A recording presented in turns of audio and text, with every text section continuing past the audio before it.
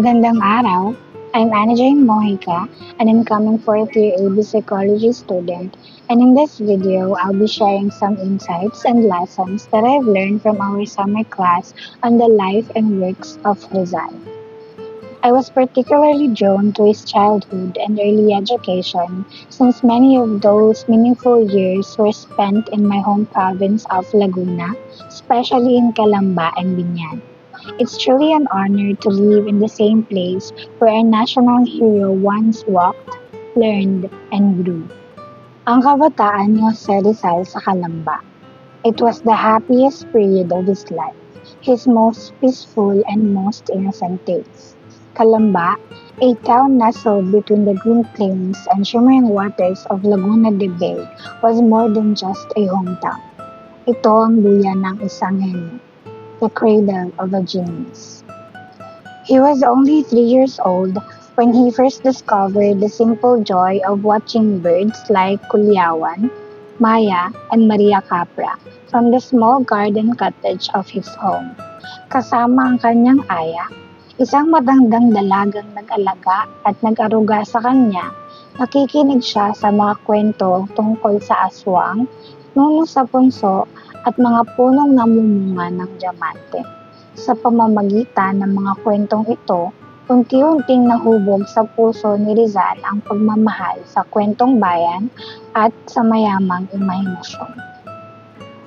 At dusk, the family would gather to pray the Angelus. Pagkatapos ng rosaryo, si Jose ay tahimik na uupo sa azotea habang tinatanglawan ang malamlam na liwanag ng buwan, tahimik nakatitig sa mga bituin sa kalangitan. But not all memories were joyful. Rizal's first sorrow came with the death of his little sister Concha. She was only 3. That loss pierced his young heart. By the age of 5, he was already able to read from the Spanish family Bible. He had a deep fondness for novenas and religious processions, which lead the hermanos Terceras to affectionately call him Manong Jose. Faith played a vital role in his life, whether in Calamba, Binyan, or later as a student in Ateneo. His days always began and ended with prayer. On June 6, 1868, Jose embarked on his first pilgrimage to Antipolo with his father, a promise his mother had made on the day of his birth. Aboard a casco, he stayed awake the entire night, mesmerized by the calmness and sparkle of the water. After praying to the Virgin of Antipolo, they continued their journey to Santa Ana to visit his sister sa Turnina. Even before attending formal school, Rizal's very first teacher was his mother, Doña Teodora.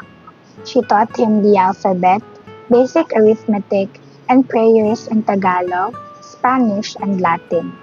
It was also from her that he first heard the story of the moth, a fable that left a lasting impression on his heart and mind. In June 1869, he traveled to Binyan, where he stayed with relatives and studied under Maestro Justiniano. During his time there, he experienced his first schoolyard fight, received his first art lessons, and quickly stood out as the best student, excelling in Spanish, Latin, and other subjects. He was influenced not only by books, but also by the people surrounding him. Uncle Gregorio inspired his passion for learning. Uncle Jose encouraged his artistic talents. Uncle Manuel helped him develop strength and agility. His brother Pasiano taught him the meaning of brotherly love, while his sisters showed him how to be gentle and respectful towards women.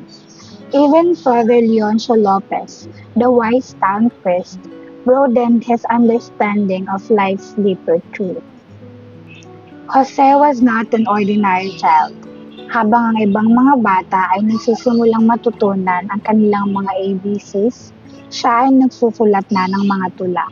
Ang kanyang pinakaunang kilalang likha sa aking mga kabata ay isang masidhing panawagan na pahalagahan ng ating sariling wika. He delighted in the beauty of nature, the blossoming flowers, melodious birds, gentle waves of the lake, and the soft murmur of the wind. Kasama ang kanyang aso na si Usman, ang mundong kanyang ginagalawan ay puno ng hiwaga at kagandahan.